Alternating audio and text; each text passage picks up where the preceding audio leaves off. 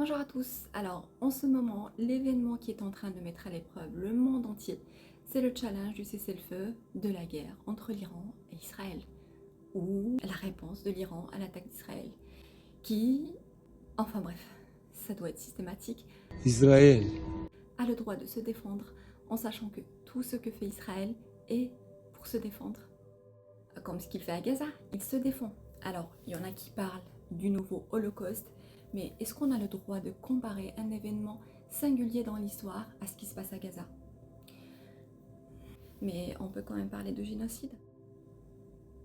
Alors, même si Israël coche toutes les cases de la Convention sur le génocide, et même si des ONG comme Amnesty International, Human Rights Watch, Médecins sans frontières, les experts de l'ONU et les rapporteurs spéciaux confirment qu'on est face à un génocide, et même si en janvier 2024, la Cour internationale de justice a émis des ordonnances reconnaissant la plausibilité du génocide, et même si la CPI a émis un mandat d'arrêt contre Benyamin Netanyahou, apparemment pour qu'il y ait un génocide, il faut qu'il y ait une intention de génocide. Mais comme Israël clame toujours que son intention est de se défendre, voilà, c'est bouclé. Mais quand on isole une population, on l'assiège, on lui fait subir les pires conditions de vie possibles, l'objectif étant de garder cette population sous contrôle. En l'occurrence, il s'agit de la population palestinienne à Gaza, qu'on considère comme nuisible et dangereuse, des animaux humains, dixit Yoav Gallant. אנחנו מטילים מצור מוחלט על העיר עזה. אין חשמל, אין מזון, אין מים, אין דלק. הכל סגור. אנחנו נלחמים בחיות אדם ואנחנו נוהגים בהתאם. Ça rappelle exactement la politique de ghettoisation à l'époque du nazisme, qui consistait à rassembler et concentrer la population juive et les séparer du reste des populations, l'objectif étant de garder sous contrôle cette population qu'ils considèrent comme nuisible et dangereuse pour la sécurité des Allemands et du Reich.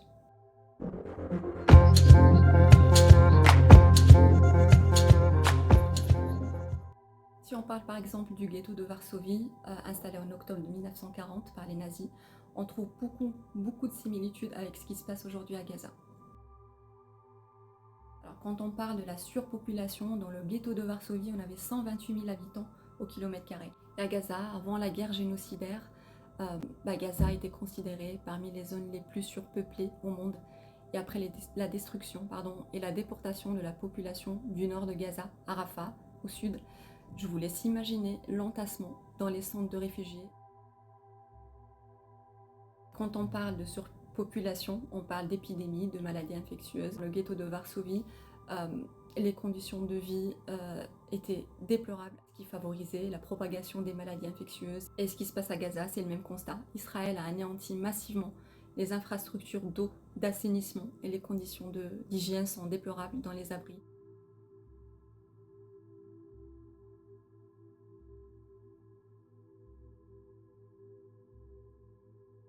Je pense qu'une photo vaut 1000 mots.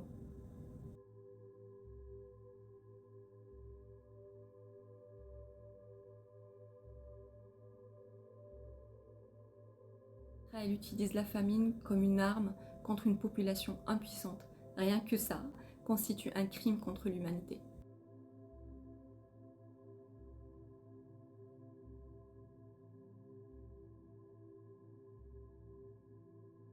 Et à Gaza, ça va jusqu'au meurtre de bébés dans des couveuses, en les privant des soins appropriés. Et quand même une différence, c'est qu'en plus de tout ça, le nombre d'explosifs sur Gaza dépasse de loin celui largué sur Hiroshima.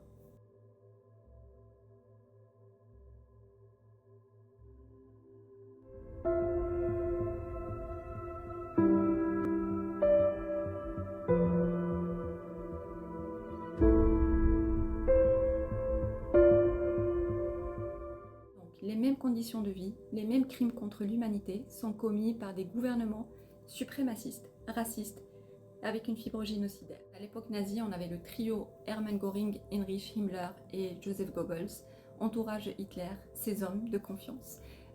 On peut dire que ce sont ses bras droits qui exécutent sa volonté sadique, mettant en application l'idéologie nazie anti-juive pour faire de la race aryenne celle qui devrait dominer le monde.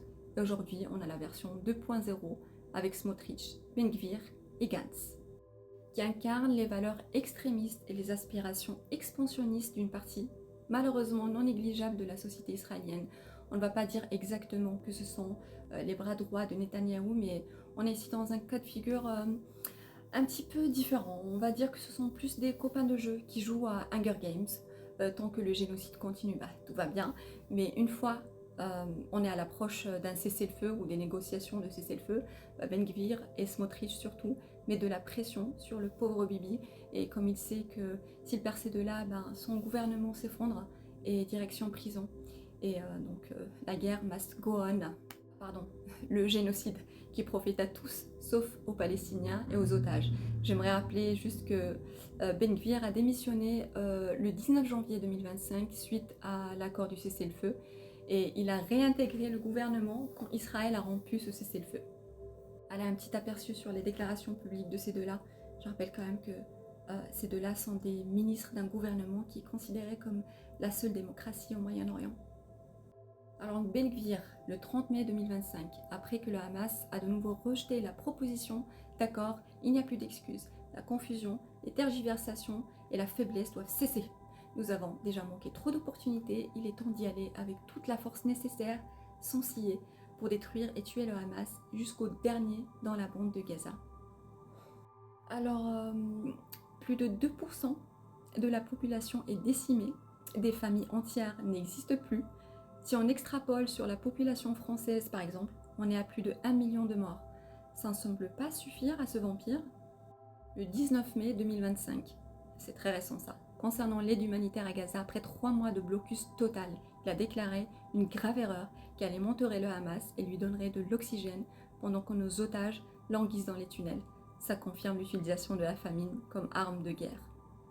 Mais les otages doivent se nourrir aussi, donc affamer Gaza, c'est affamer les otages, au risque de les tuer, comme pour les 3 otages à Gaza qui se sont enfuis et que l'armée d'occupation a exécutés car elle les a pris pour des Palestiniens alors qu'ils brandissaient un drapeau blanc.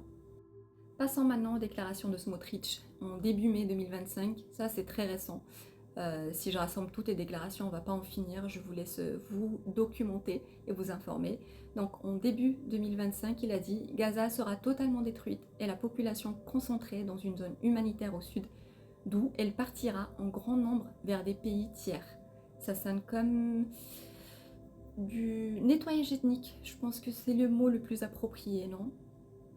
Et le 19 mai 2025, il a dit « Aucune aide n'atteint le Hamas. J'ai exigé de cesser cette absurdité et nous occupant et détruisant ce qui reste de Gaza simplement parce que tout là-bas n'est que terrorisme. Tout là-bas n'est que terrorisme. Ça inclut bébés, vieillards, enfin même les chats, les chiens, je sais pas. Alors les détails sont différents. Les époques sont différentes. L'énergie du monde est différente. Les alliés d'hier sont les complices d'aujourd'hui, mais le constat est le même. L'histoire se répète.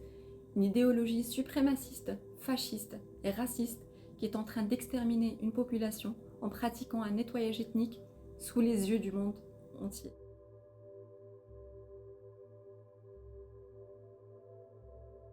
Donc, l'impératif moral never again, qui veut dire plus jamais ça, semble perdre tout son sens quand il s'agit des Palestiniens. Au lieu de tergiverser sur le fait que c'est un génocide, c'est pas un génocide, je pense qu'il faudrait peut-être investir cette énergie pour y mettre fin, parce que je pense qu'aujourd'hui le plus important, plus que jamais, c'est ce qu'on va raconter aux générations futures. La pire histoire serait, on avait l'opportunité de briser le cycle et on l'a laissé passer. Free Palestine.